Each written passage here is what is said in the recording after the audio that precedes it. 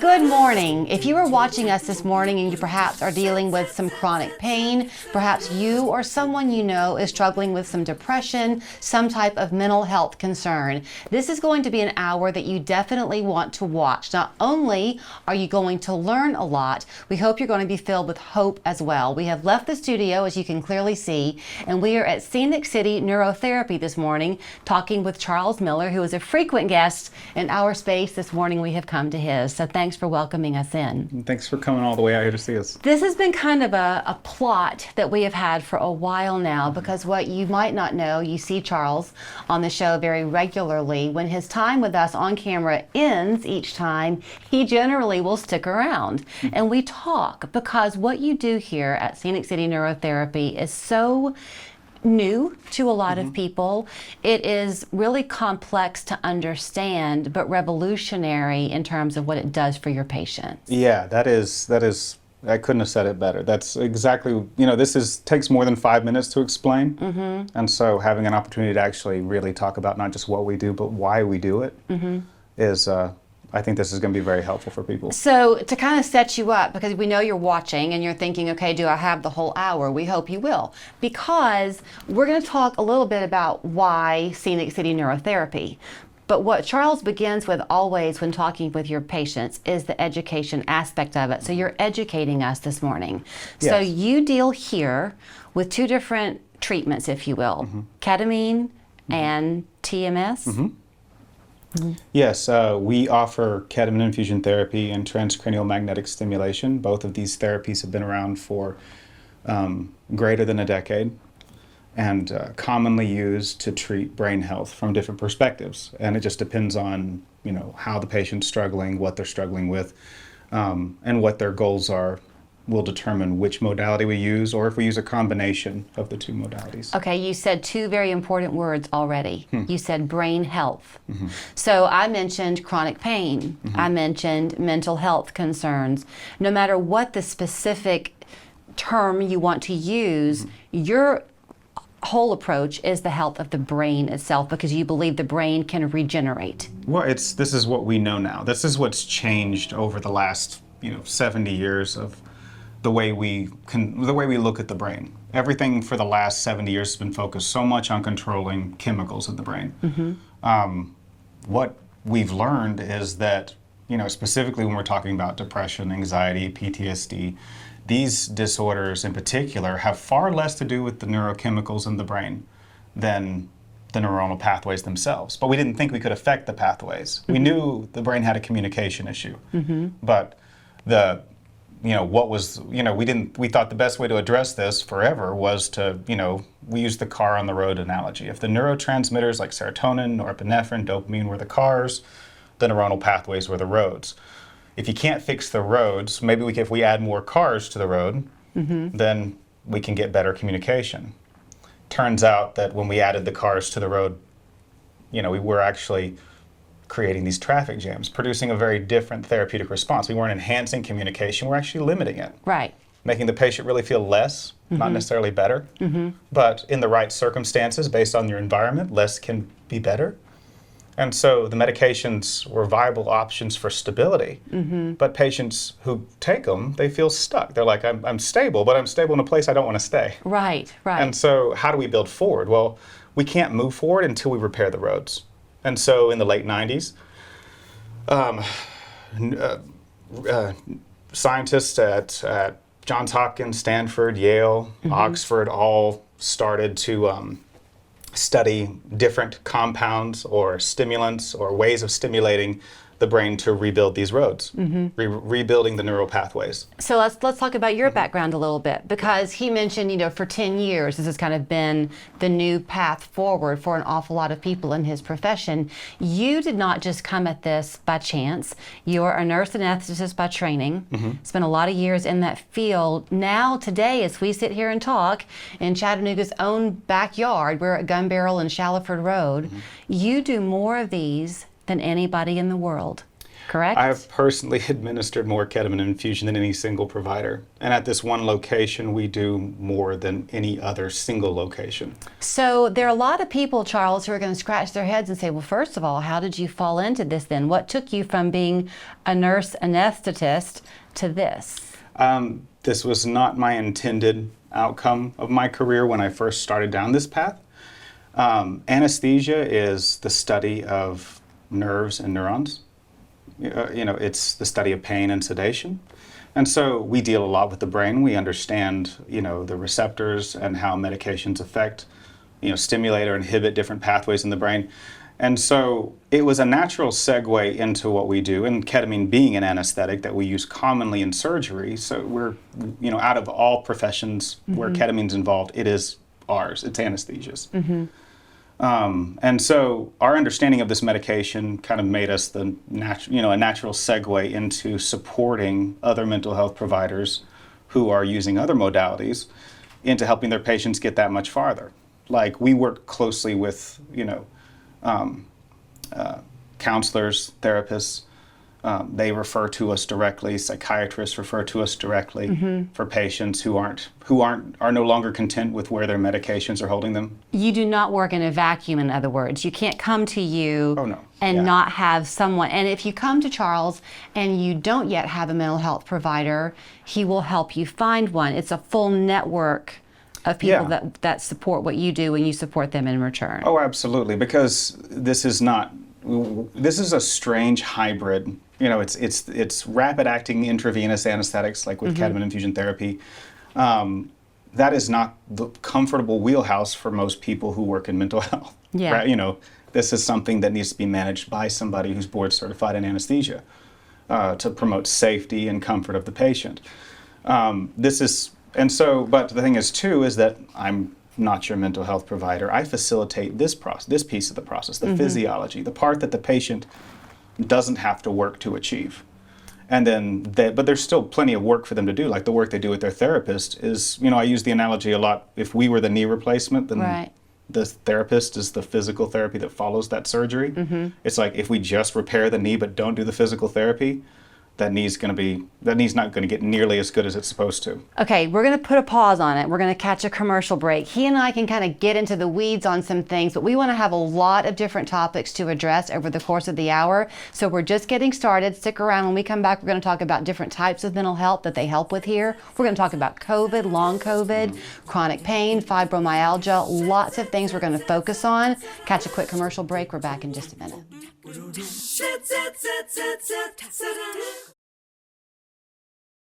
Welcome back. Typical of Charles and me, we told you at the beginning that we talk when the cameras are off, so we were talking when the cameras are off. Let's get a little bit, though, Charles, into how you define mental health, because maybe the way most people are thinking of it and the way you look at it are very different.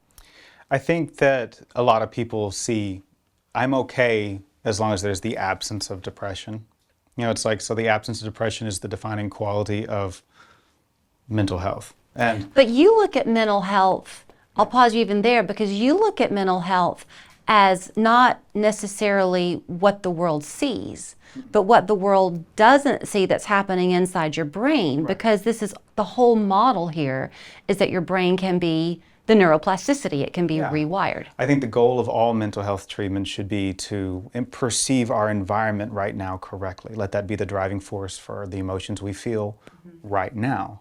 Not get hung up on, not our brain getting stuck on something that has happened already or overthinking what's coming in the future, because those two things are out of our control at this very moment. So if you have an 8-year-old at home and they broke their arm at school, you're not going to blame your 8-year-old for having a hurt arm. No. And that's, like I said, I think coming back to the whole stigma with mental health, that's what we see a lot, is because it's an invisible injury.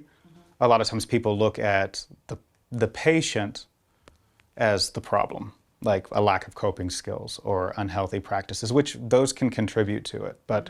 And we have to look at what we do as being what maintains our mental health. But even saying the word injury, that already makes the patient not responsible totally for what they're struggling with. But I would imagine a lot of people who are struggling, even watching today with mental health, feel like they are the problem because they don't recognize it as an injury. Mental health treatment often gets over concerned about how we got here rather than how we get out of it. Is it important to know how they got there? I think that it's piece of it. Like, we have to understand to prevent future problems. Like, you know, the greatest benefit by over-examining how we got here is learning from it so we don't reproduce it later once we get the problem corrected. But how do we get from where we are to where we want to be? That should be the primary function of mental health, not to hold them or keep them from going back. You know, that's definitely what we want, but also we got to keep them from going back, but also keep them moving forward.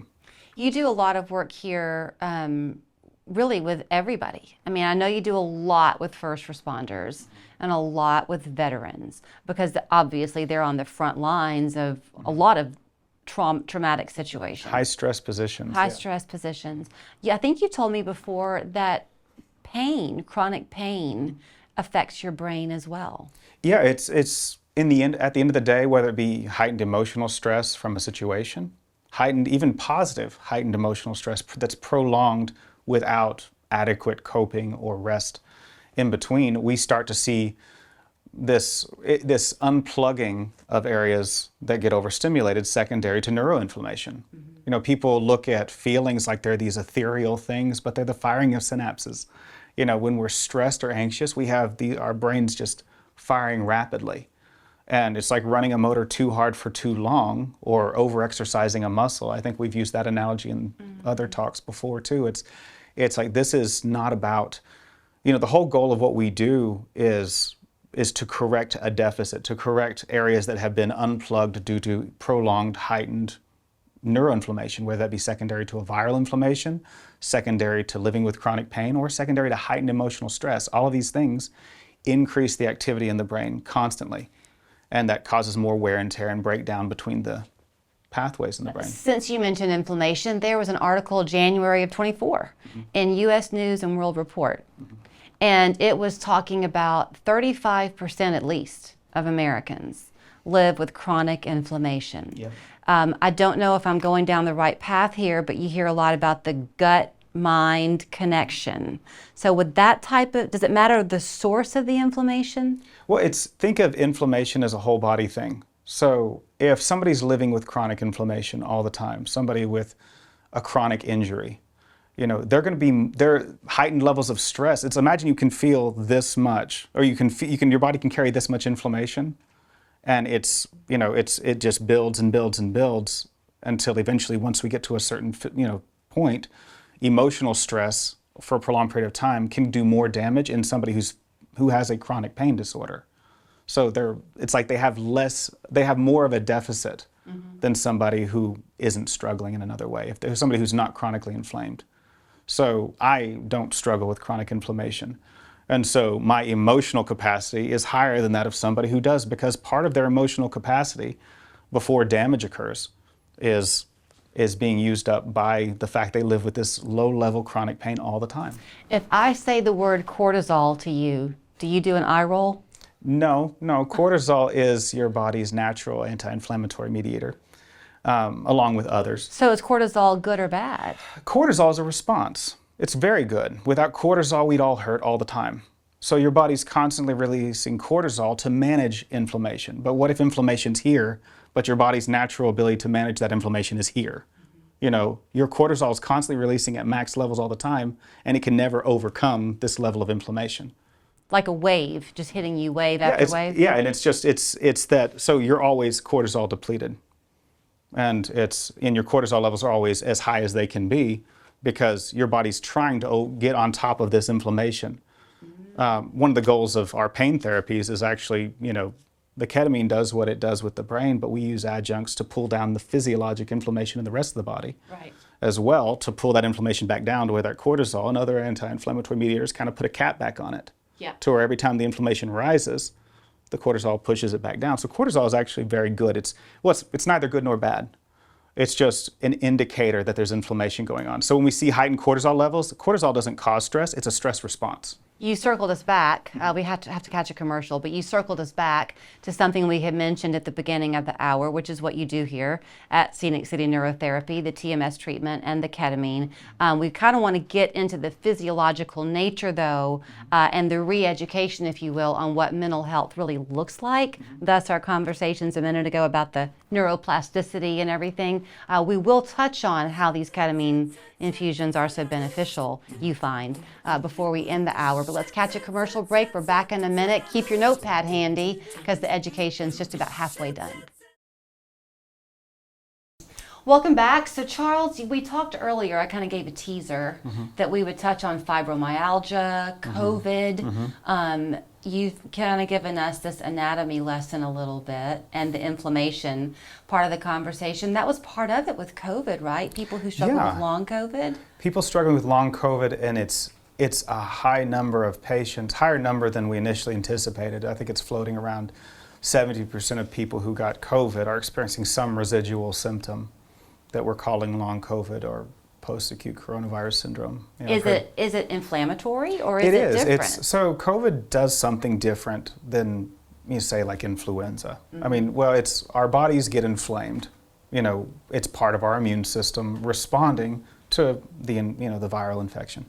But with COVID, it has the ability to actually infect immune mediators.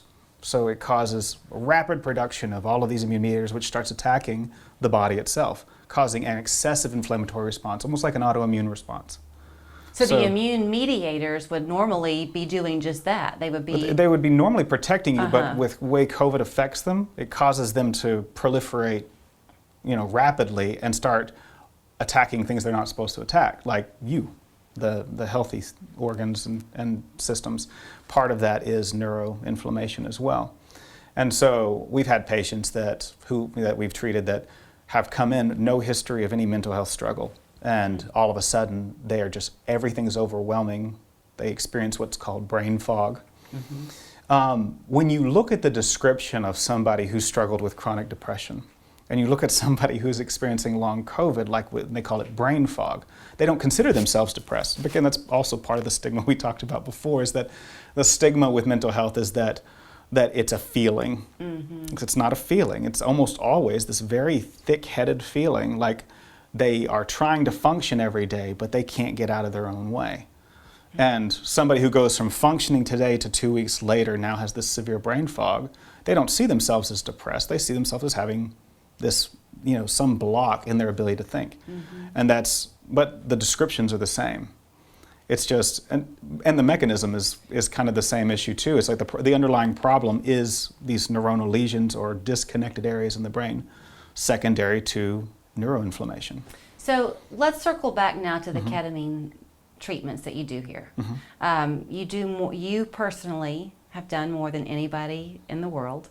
Is that what you told me? Yeah, it was a surprising thing to find out as far as how many I've directly administered myself. It's, a lot of people will claim, it's like, well, my practice and I have 10 practitioners under me and they all do this, but it's like each, as far as like me personally, I've physically started more IVs and administered this myself. When you were taking us on our tour of the building here, you were very proud. You had this wall in your break room of your staff. Very happy people, by the way. And you support each other very much, but this is you. I mean, you are at the helm, so when you say you have done them, I think that's important for your patients to know. Well, I think it's important that people see me. It's like, this isn't something that they come in and see me and then, I turf them off to a tech or a nurse or, they'll either see myself or my other anesthesia provider. There's 2 of us here, but you're always going to see your provider every single time. You get to debrief, we talk, there's a rapport and connection that develops over time with each of you. You wanted to do this because we can take our hour of 3+U and educate people, but even that is going to be insufficient. So when someone comes to see you here, initially, you talk to them for quite a while and explain it. About an hour. About an hour, they'll come sit and we talk about what this is, how this works. We really delve into the level of their comfort and understanding, the neuroscience surrounding what this is, because their understanding of this process sets the goal for what success looks like. And they are the determinant of whether we reach that goal or not. This isn't something that I can say, I can do a blood test and say, oh yeah, you're cured. You know, it's perception. If the patient doesn't feel like they've reached their goals, then we didn't reach our goals.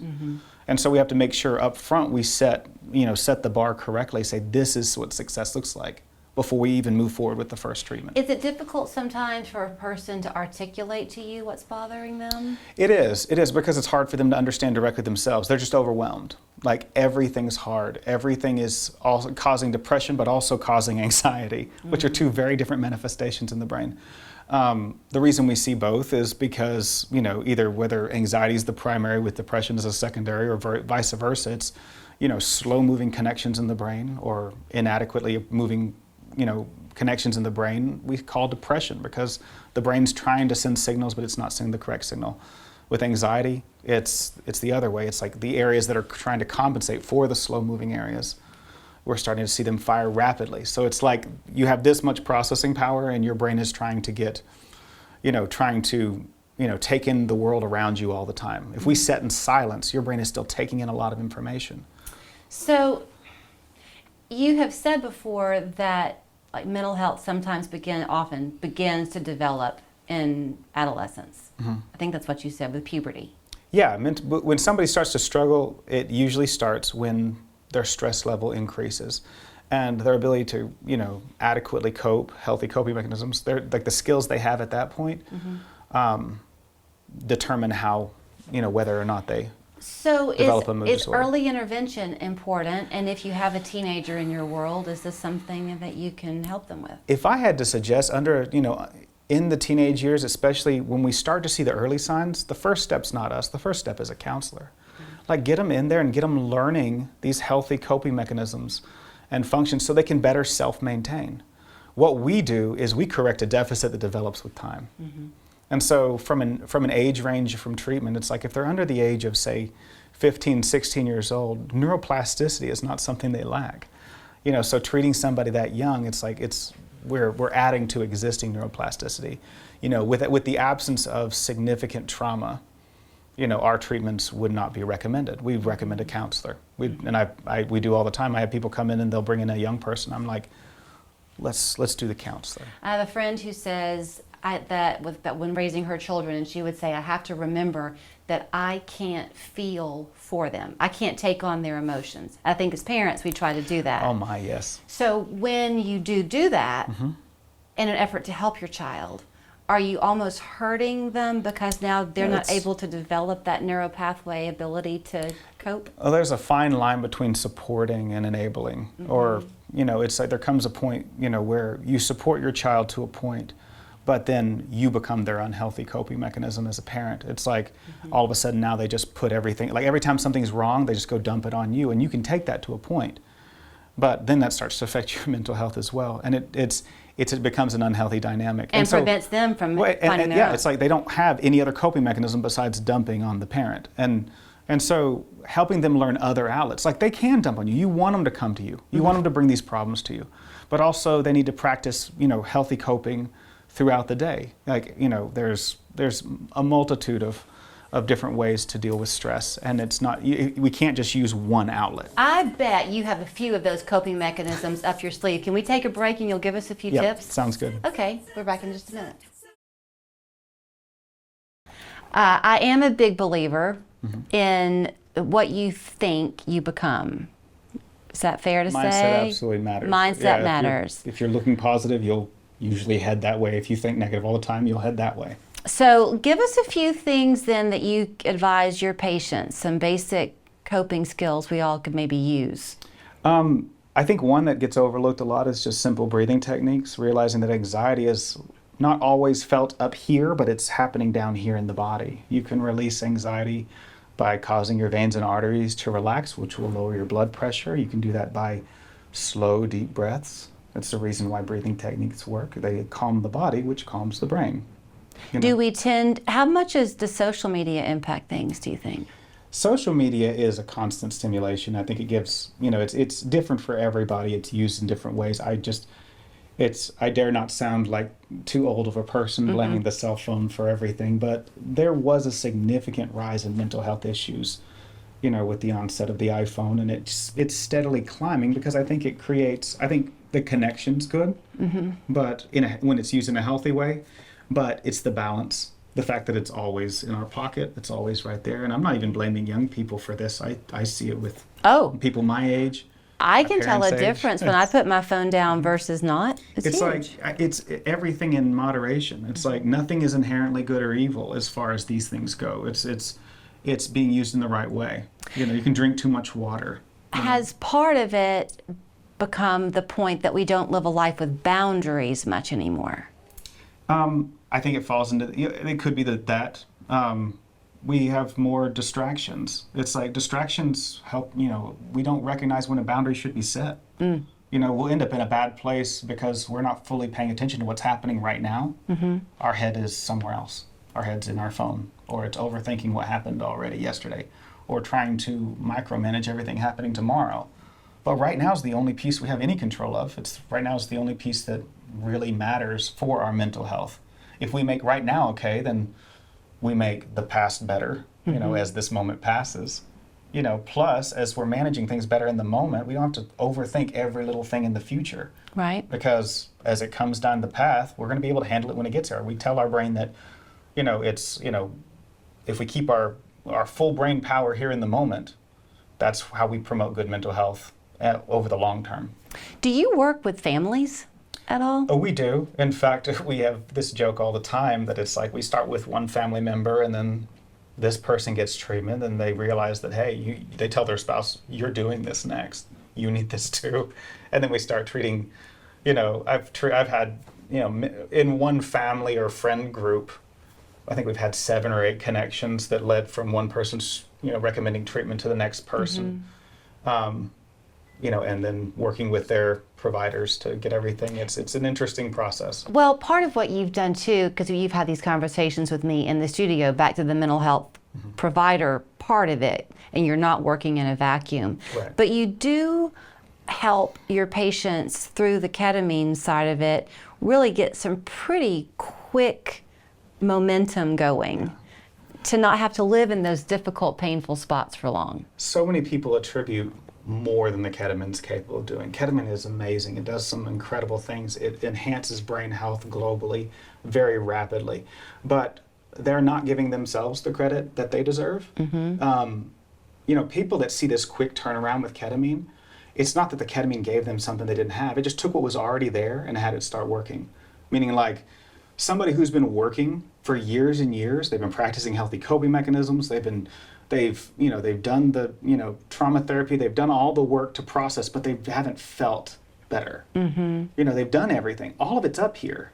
They should have got that benefit. And when we turn the brain all on and get all of that processing power back, then all of a sudden the brain's functioning faster, better, more accurately. And all of that stuff that they'd learned before, they're just utilizing now. Right. So the work they did up to that point was not wasted. It just wasn't being fully utilized. And as the brain processes better, now they're utilizing all this. So they're the ones to thank for their rapid turnaround. Ketamine just made the brain work better. So I want to take a commercial break, and I want to talk to you when we come back about something that you want to address full on, and that is Matthew Perry, and what you see as a very strong concern with people using the ketamine without the regulation and the oversight that you provide. Can we do that? Absolutely. Okay, we're back with more in just a minute. Welcome back. Continuing our conversation with Charles Miller at Scenic City Neurotherapy. So let's talk a little bit. We're going to talk some stigmas associated with mental health, but let's use Matthew Perry maybe as our launch into that, because here he was, this person who the world loved, but struggled his whole life with mental health concerns. Yeah, he was a tragic loss. He was an actor that I loved personally, and it broke my heart when we found out that we lost him, and especially that we lost. And I think the article or like all the information that was put out there was, he died, because he took ketamine in his hot tub at home. But one of the things I like to remind people is like the stigma and the natural feeling is that because of his history of drug abuse, because of his personal struggle, we see, oh, he was abusing ketamine. He wasn't. He was prescribed that. And what that means is that this is not something that, he was taking, illicitly. It's something that was given to him in an unethical way. Without oversight. Yeah, there was nobody there to take care of him. There's nobody there to watch him. This is happening all across the country because it's a very profitable model to send ketamine to people's homes. And because of the stigma surrounding mental health, people want to keep it to themselves. They don't want to be seen going into a facility to have a very specific and unique mental health treatment. So, we talked earlier about what a mental health injury, we use that word, really is, and our hope that as people understand that it is truly an injury, that would try to relieve the stigma, and yet that stigma is still there because do still people think it's somehow their fault? Or that they think it's unusual to have a mental health struggle? It's perpetuated by both people surrounding those that struggle and the ones that struggle themselves. They feel it's their failing. They look around at other people and be like, what's wrong with me? But I'm like, I think we used the broken bone analogy many times before. It's like, if you're running a marathon and you have a broken leg and you're working 3 times harder than everybody else and you're still falling behind, you're not going to sit there and go, what's wrong with me? It's like, you clearly have a broken leg. Something is wrong. There's a physiologic deficit not allowing you to keep up. No matter how hard you train, no matter how hard you work, it will never be enough until we fix this problem. Do we have numbers on how many people in the country struggle? If you had 10 people in a room? It's hard to say, once again, because of the stigma and people don't talk about it. But I'd honestly say everybody struggles to some extent. It's a constant daily battle. This isn't something that, nobody's just killing it all day, every day. So if you're watching and you struggle, you should not feel like you're in any way rare. Oh, you're not. In fact, I would say in just our region, I think it's either 3 or 4 out of every 10 people are on some sort of mental health medication. That means they weren't only struggling, they were struggling to the point to where they went and they got an appointment with a specific provider to get prescribed a medication that has just tons of horrendous side effects, and they're taking it on a regular basis because they're struggling. So they're struggling to that extent. Meaning there are people that are struggling, but they haven't gotten to that point yet that we can't count. Is it important to educate not just the people who are struggling, but the people who are not struggling? Because then to those who don't struggle with it, put blame where they should not, or make assumptions like the person's going to be violent, just totally wrong ideas to have. Yeah, there's a lot of misconceptions about mental health, like they can't make a good decision. This is something that I see a lot with my law enforcement, is that if they admit they're struggling, they're going to lose their position. I see it even with, I had the conversation yesterday specifically with my other provider about a patient who's so scared that people are going to find out that he struggles with mental health because he's a public figure and he doesn't want, he's worried that it's going to affect his standing, his job, his social circles, everything. This is not something, this is where the stigma is limiting. If we just talk about it, and if, because the science is there, the understanding's there, it's just we're still clinging to these ancient beliefs of you're just broken. Isn't that ironic, going back to Matthew Perry? Because when he died, he said he didn't want to be remembered as an actor. He wanted to be remembered as somebody who was there to help anybody else who was struggling. So he was very open about his own. He was, and he did a lot to destigmatize addiction. Understanding that it's like if they made heroin legal tomorrow, I say this all the time, if they made heroin legal at the gas station tomorrow, we wouldn't all just go start shooting up. People who abuse substances, people who struggle, they don't, they will often self-medicate. That self-medication can be a drug, it can be a negative coping mechanism. It can be isolation. It can be anything, and it's just how your struggle manifests, and some manifest in the form of addiction.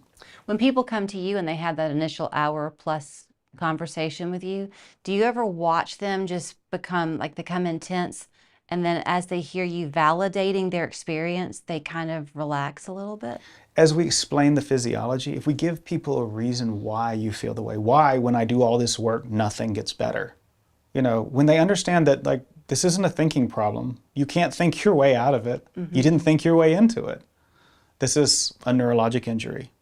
This is something that's going to have to be corrected before we fix it. Just like if we had a traumatic brain injury, we wouldn't expect that person to function on a full level if they have, a traumatic brain injury that's limiting cognition or functionality. This is, we have to meet people where they are and help them move forward and grow and build. And that's what this does from a physiologic perspective, is it repairs the actual physiology in the brain. Enhancing connectivity is the side effect of enhancing the physiology. But that enhanced connectivity is like upgrading the processor in a computer. The same programs that ran yesterday are running today. They just all run smoother. Everything runs better. The system doesn't get bogged down. Current science, you're on the forefront of current treatment, are you? I think that's something that also to recognize. This is not an alternative therapy. This is an elective treatment. It's an off-label use of a very old anesthetic, which limits insurance ability to cover this without a struggle. And so I think a lot of people view this as like an alternative therapy. Right now, according to Thomas Insel, former director of the National Institute of Mental Health, this is the biggest breakthrough. Ketamine, when given intravenously, is the biggest breakthrough we've had in decades. This is the evolution. We're moving away from this concept of an individual who has a chemical imbalance per se, which we know to be completely untrue at this point, to this neuronal injury perspective. And if we stimulate a correction or a healing of this neuronal injury, all of a sudden we get the best version of this person. And that best version may not be the person they want to be, but it's the person that can build and grow into that person. Our remaining moments when we come back.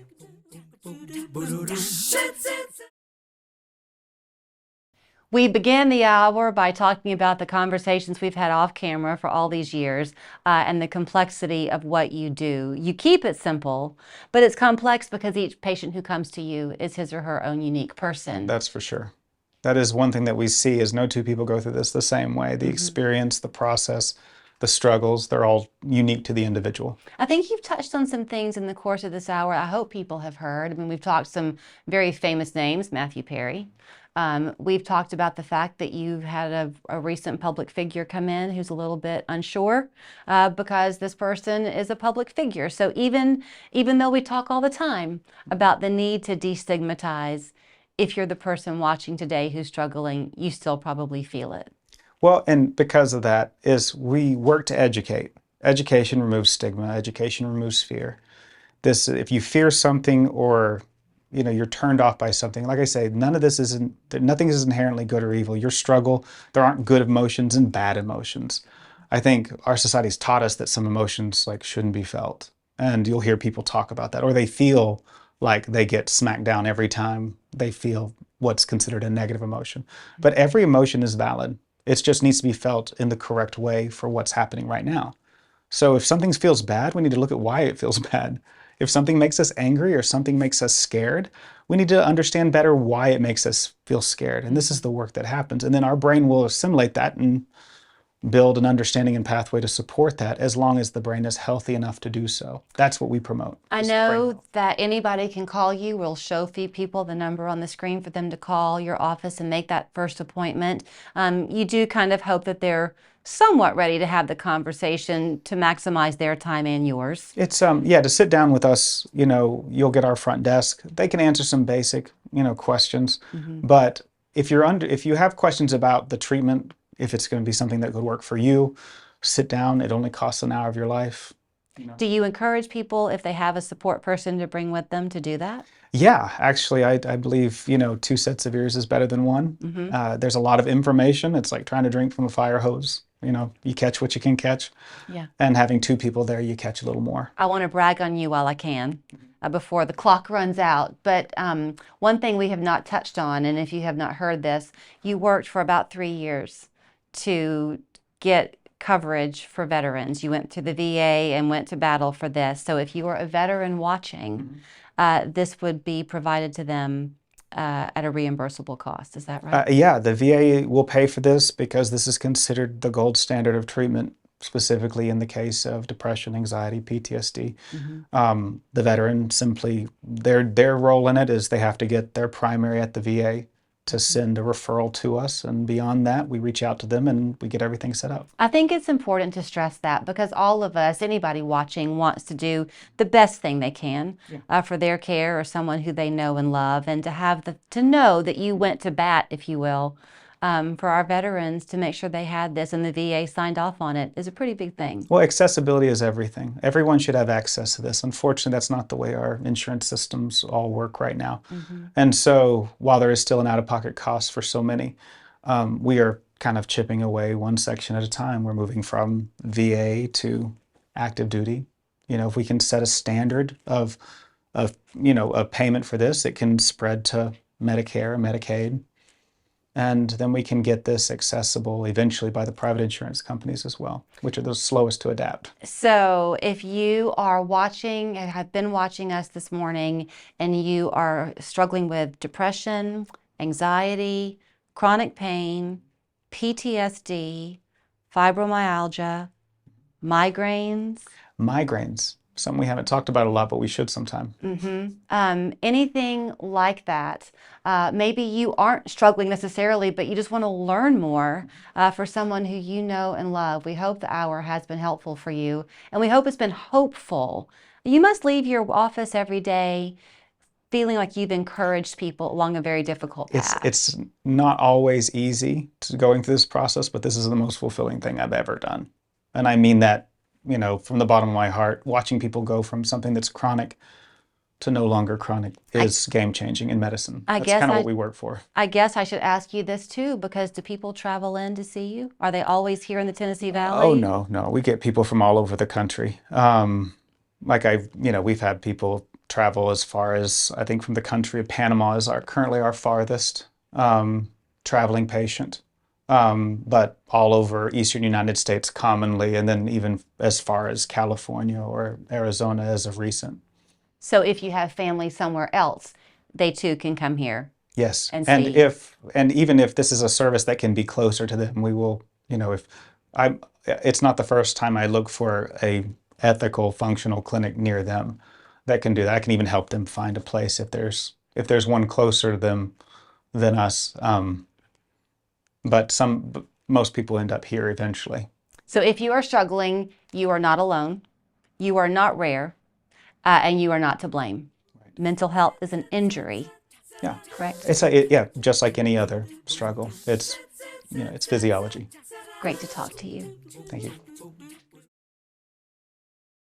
We hope you've enjoyed the hour and that you've learned a lot in our conversation with Charles Miller. More than anything, we hope that you remember that mental health is an injury. It is not something that you and you alone are responsible for, or that you and you alone have to struggle through. There is a team of people there to help you on your recovery to feeling better as you go into your day, whether it's mental health, whether it is chronic pain that you are dealing with. It is an injury, and if you're looking for some help, your first consultation is at no cost to you at Scenic City Neurotherapy. Charles Miller is his name. There's the phone number and website. We'll see you tomorrow.